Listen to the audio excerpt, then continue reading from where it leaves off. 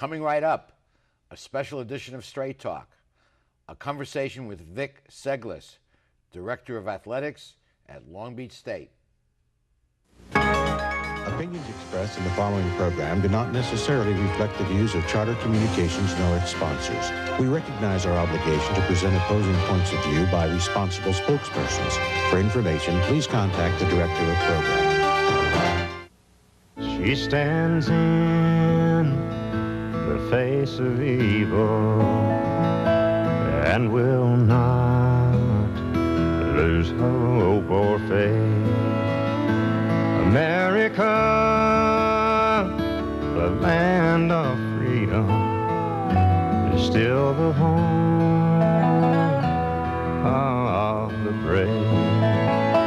So raise the banner, call no glory. Let us join our fellow man. History will write the story. America will always stand.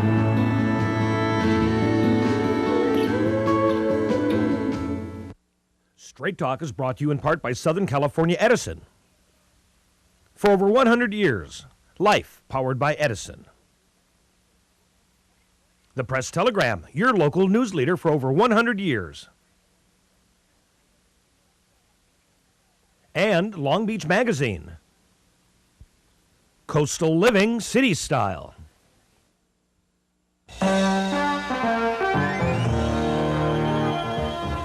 Join us for tonight's edition of Straight Talk.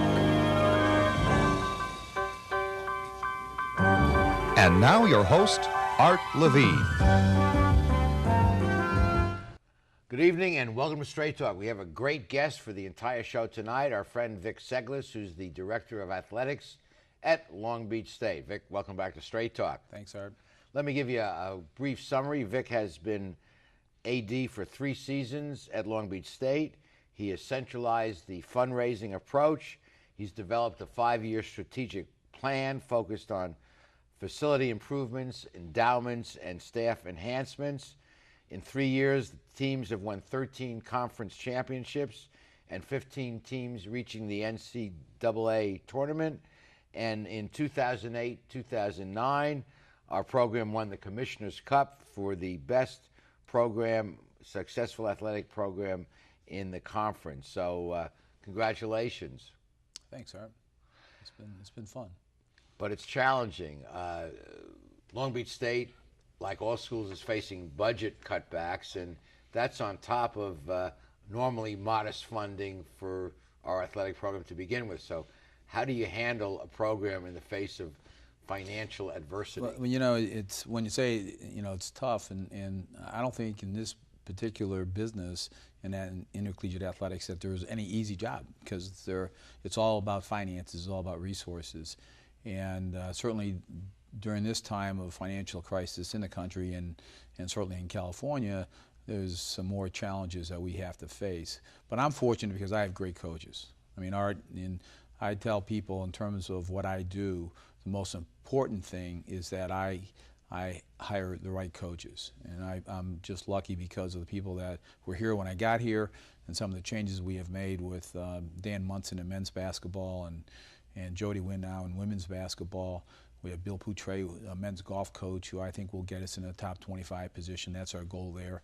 And Kim Souders is since I hired her 3 years ago, she's leader of our softball program. We have outstanding coaches. And you renegotiated contracts with Brian Gimolero, who's a legendary, probably the best in the country. He's a pretty special coach. And Mike Weathers with the baseball program. Yeah. So as I said, I think we have terrific coaches. But you still need to give them the tools. And as I understand it, one of the tools is scholarships, and we have to compete against teams that can afford more scholarships than we can give. Well, scholarships are critical. That's part of the level playing field you need to have to compete for championships. So you have to have scholarships because you have to recruit the right student athlete. But people like Mike and Jim Malero, they've done a great job of fundraising too. This isn't just about Vic Cegles and his fundraising or the development staff. It's the fact that you have coaches who have relationships, have built them over a period of time, and are helping us raise funds for their programs. So that's an important role of a coach that you hire, Yeah. his or her ability not only to coach a successful team, but to interact with the community and raise money. Right. See, and a lot of that interaction is marketing, which if you're going to recruit a student athlete, you have to market yourself and your program. So it's not a major difficulty for coaches to go out and fundraise because they know how to get out in public and market and sell. And yet you've got to encourage them to do it. And we've been fortunate because these people are here, and we have community, Art. We have community in Long Beach, which I think a lot of schools we compete against in terms of maybe a Northridge or Fullerton. They don't have that Long Beach community. And that sense of community, I think, and others do too, is one of the reasons that Brian Chimolero stays here when, as we all know, he's received offers at several times the salary to go elsewhere, but his roots are in this community. Yeah, he said that many times. He said it, and he continues to say it, that he loves it here. This is his home. He didn't want to move his family. This is a special place. And he's right, it is a special place. My 3.5 years, the weather is phenomenal, as you know. I mean, I grew up in Niagara Falls, New York. I know cold. I spent 16 years in Phoenix. I know hot. This place, this place not is, too hot, not too This is cold, the best. This just is one of the right. best. And there's community, and everything's accessible.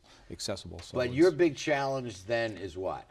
It's resources. At this point, it is trying to find the resources. We haven't had the finances to build facilities, and we don't need to have palaces for our teams to play. But right now, we don't have a locker By the way, the room. Pyramid is a first-class Pyramid's terrific. facility. No, but for indoor sports, Yeah. Pyramid's terrific. Don't get me wrong. But I'm saying, but our locker rooms need to be expanded. They need to be renovated for our Pyramid sports because they're very small. They're not adequate. And do recruits look at facilities in choosing? I think there's no question. I think kids today are really, really smart consumers. And they know when they go visit other institutions. And if we want to recruit an athlete that's considering UCLA, and we do, or any of the other BCS programs and major programs, they see the difference. And that's a challenge to us. And like I said, I don't need to have a palace for our student athletes, but we need to have facilities that they can say, hey, you know what, people here care, and this is where I want to go. And so some of our facilities are below what you would consider Absolutely. a minimal level of. To be honest with you, now you take baseball, we don't have locker rooms for our baseball program. Now we have a locker room at Blair, but we don't practice there. But and yet our baseball team is a top 25 Yeah, program. even with the crummy facilities. Yeah.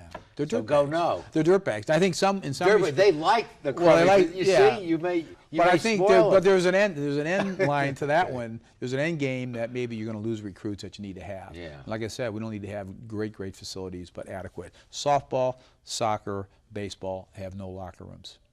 Okay. And it's hard for us to compete. And I think we can win national championships in almost all of our sports because of the great talent in Southern California. We just need to have a little bit better facility. Okay, we'll be continuing a conversation with the man, Vic Cegles, after these messages.